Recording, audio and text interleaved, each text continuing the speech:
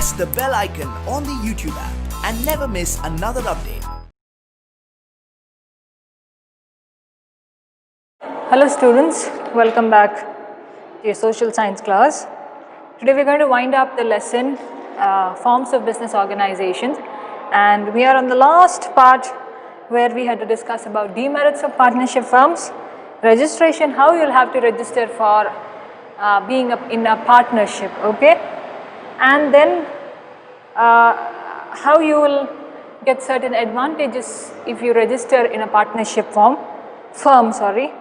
and then the Hindu Undivided family firms that are there. So, going first into demerit of partnership firms.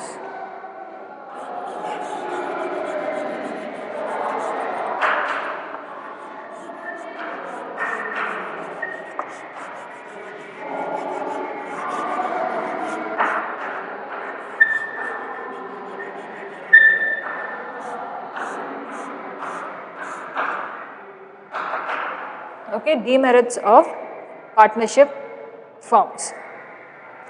Now, in the previous class, we discussed about what kind of merits do we have, like what kind of advantages do we have when we make up or start a business with partners. Today, when we study demerits, is like disadvantages, okay, of having partners. The first one is lack of unity. People may not have unity. Now, if you, I and 4 of them are partners, our ideas may not match. We may have lack of unity that is there. Sometimes our opinions may not match, okay, and our ways of thinking or our ways of dealing with the business may not match. When all of this happens, there is lack of unity that may take place. When responsibilities don't match, people don't want to take roles properly. When they disagree with each other, it can result in lack of unity among the members. Now, if there are limited number of partners, then investment is also limited. Now, if 2 members are partners, then 2 members' investment is limited. If 4 of them are there, the more the number of people, the less money they have to put, because most of them are putting it. Like many members are putting into it. But if there are less people, then means more money. More people means less money. Okay, so that's the connection. So here, problem is sometimes if you have limited partners, then contribution is also maybe little sometimes, okay. Some partners may not be willing to give a certain amount of money. Some partners may not be willing to contribute one particular share. Now, if there are 2, one person may not want to give 50% fully. So, he may not have money, alright. So, that is there. Now, everybody will not become an asset, that is, every partner will not become a useful one. Every partner will not become a partner of advantage. He can become a negative person there. He can become a useless person there. Okay, he can become a person who doesn't contribute at all, who doesn't give anything to the work. In that case, they don't become good people for the business, rather they become negative influences. They give negative influences to their business. When this happens, when there is a lot of negative influence on the business, then there will be other people who wouldn't want to join there. There will be other people who don't want to join into that business, and then the business may come down and then fully vanish off. Sometimes all partners may not decide wisely. Okay, some partners may give foolish decisions. or haste decisions. That is, all of a sudden they may say something which may not be proper, or which may not be the right or the correct decision. Okay? They may give certain decisions that are not acceptable, or certain decisions which may make them fall into loss.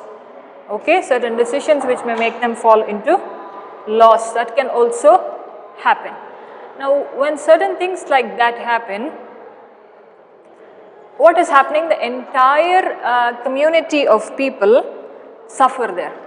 Okay, that is how if 4 partners are there, 3 of them don't know how to make right decisions, and there is only one person who is making the right decision.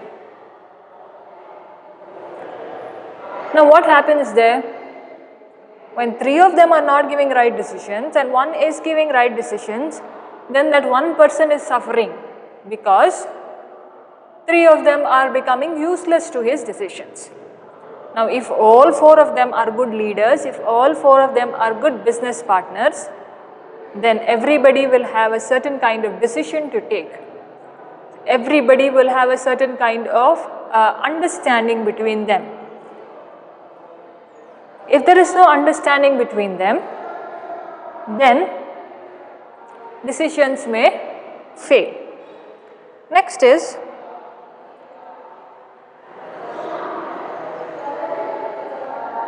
sometimes partners may not be, like now 4 of them are there, all 4 of them may not continue for a long time. Sometimes one may leave in between, sometimes there may be death of somebody.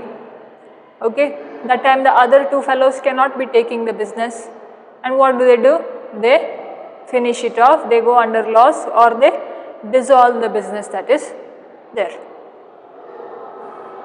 Alright. Now, sometimes the share of profits will also become difficult for them to share.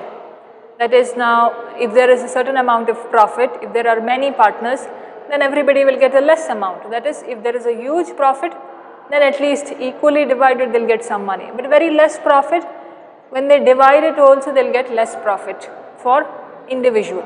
For an individual they will get less profit. But on the other hand, what will happen? If there are like 2 people and the profit is huge, both of them will also get a huge amount of money. Then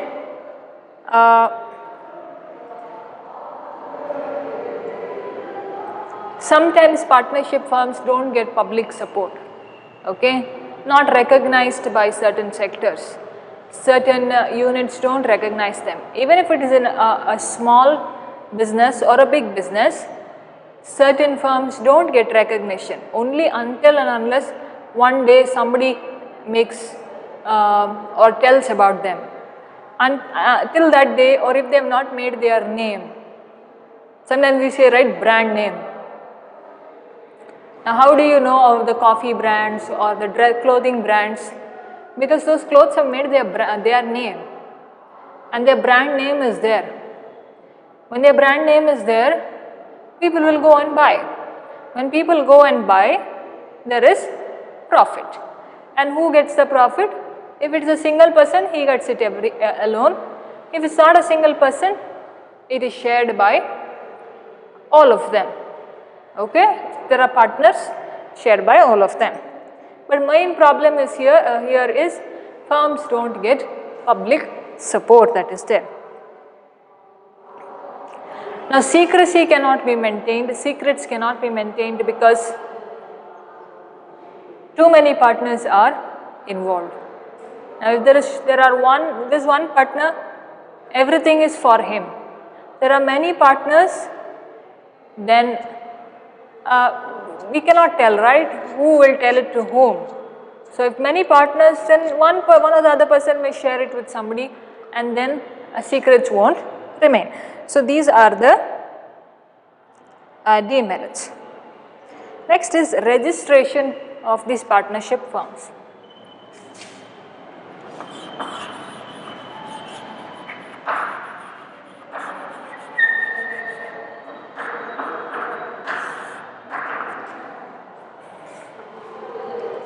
Okay. Now, the sole trading concerns are there, that is owned by single person, they do not have any such kind of registration that is there. But here there is an act, that is Indian Partnership Act of 1932.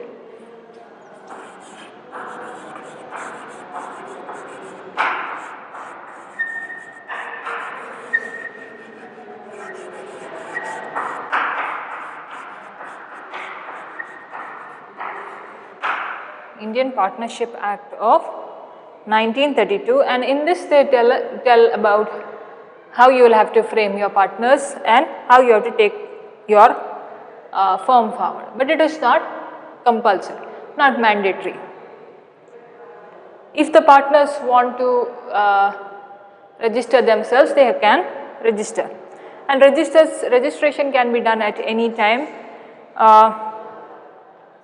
Now, there should be a form that is filled by them, okay, a form that has to be filled, which is to be submitted to the registrar of firms. That is a person who is has authority there to submit their duly signed form. Everybody has to sign, they have to write all the particulars, they have to write everything, okay, what kind of business, who are the partners, everything has to be written down, and then it is to be given to the registrar of firms. That is, one person will be there who will approve it.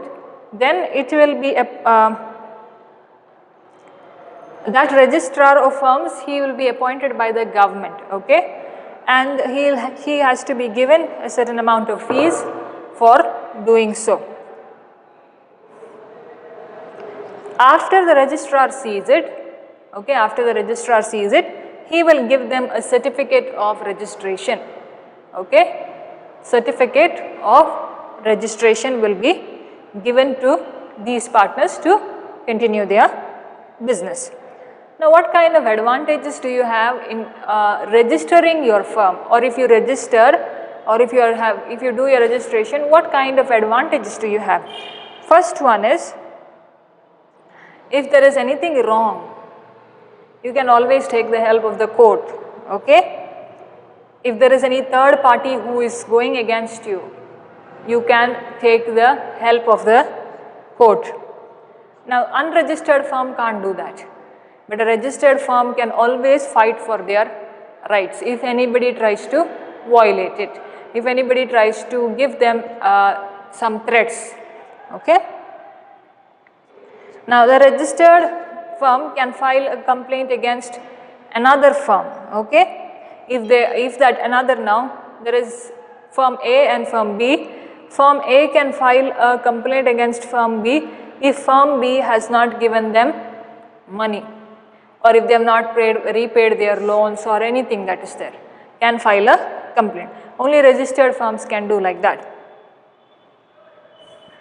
Now, for those unregistered firms, if there is a third party who has where they have not got their loans or they have not got their money from the unregistered firms, then they can file a complaint against the unregistered firms. Now, there are 4 or 5 partners, isn't it?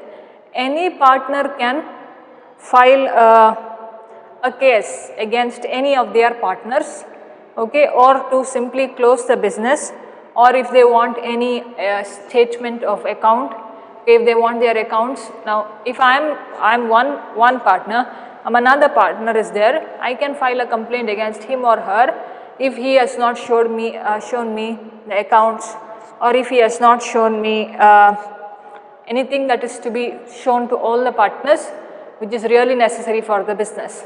I can file a complaint against and say we need to stop the business.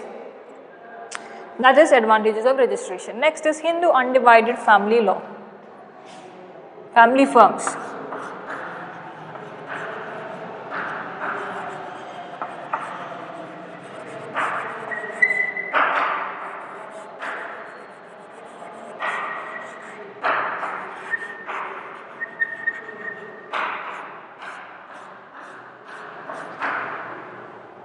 Hindu Undivided family firms. Now, this is only in India, okay. They are managed by Hindu families joint Hindu families.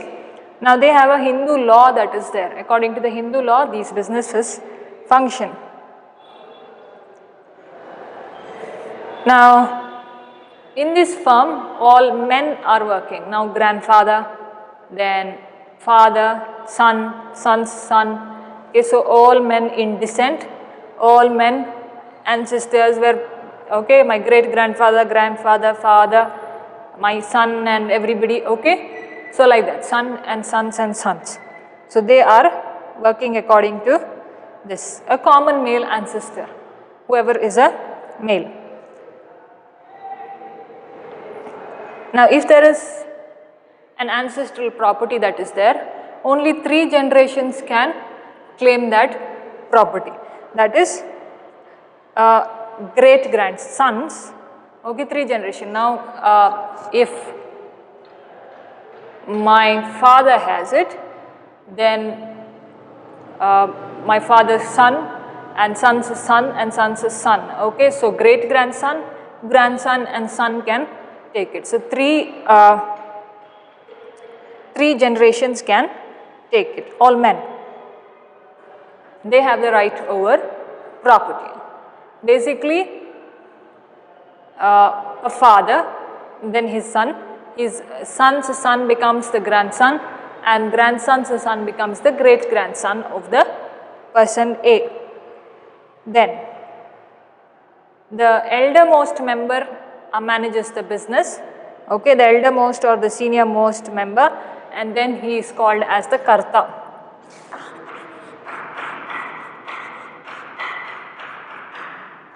Eldermost member is managing the business, and that he is called as the karta and is the head of the family or the senior most person.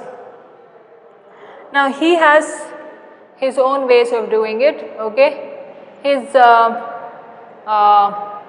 ways of dealing with business are also different. Now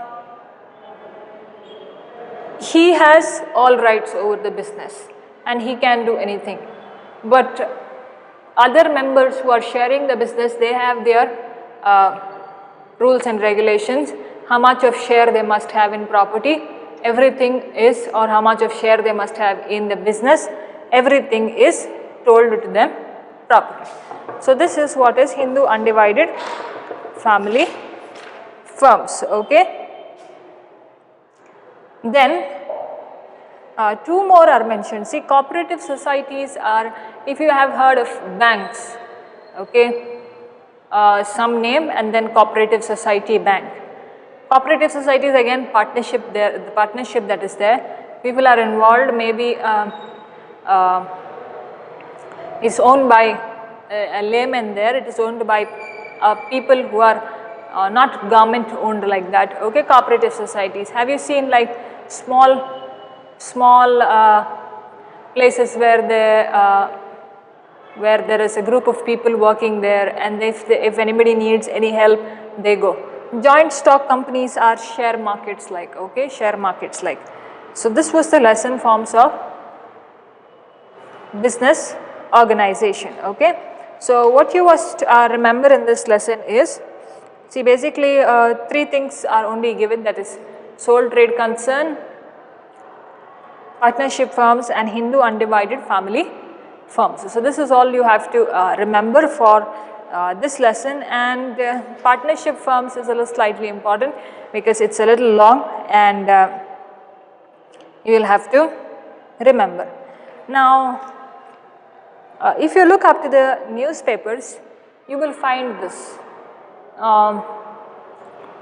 cooperative society is giving some notice, okay, some business, maybe advertisements that are given, all this form a part of their business. Now if you don't advertise or if you don't make people know about your business, how will you come to know that there is that kind of business, any business for that matter? People will not come to know what kind of business you are doing, isn't it? So that is how you will have to make people understand and make people know that this is the business, kind of business that we are doing. Now my suggestion to you is, make two separate columns for sole trade concerns and partnership firms. Okay, in that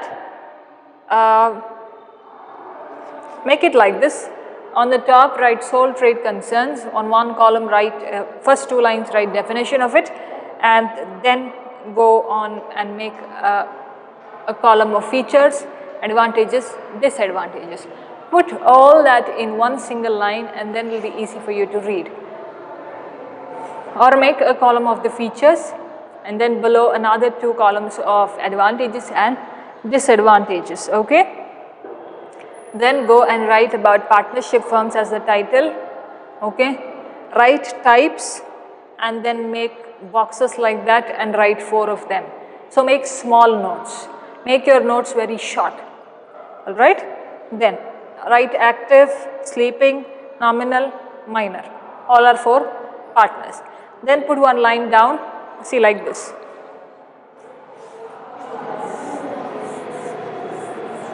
Okay, types of partners, you write types.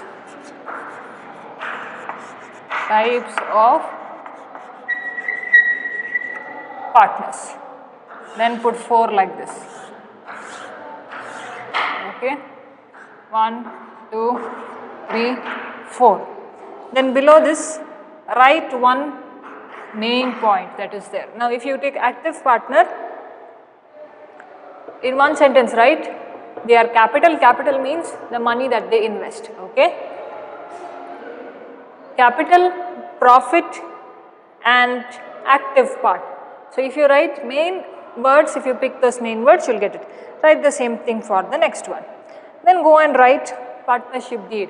Write one definition for that. Then make 2 columns and write the merits and demerits of partnership firms.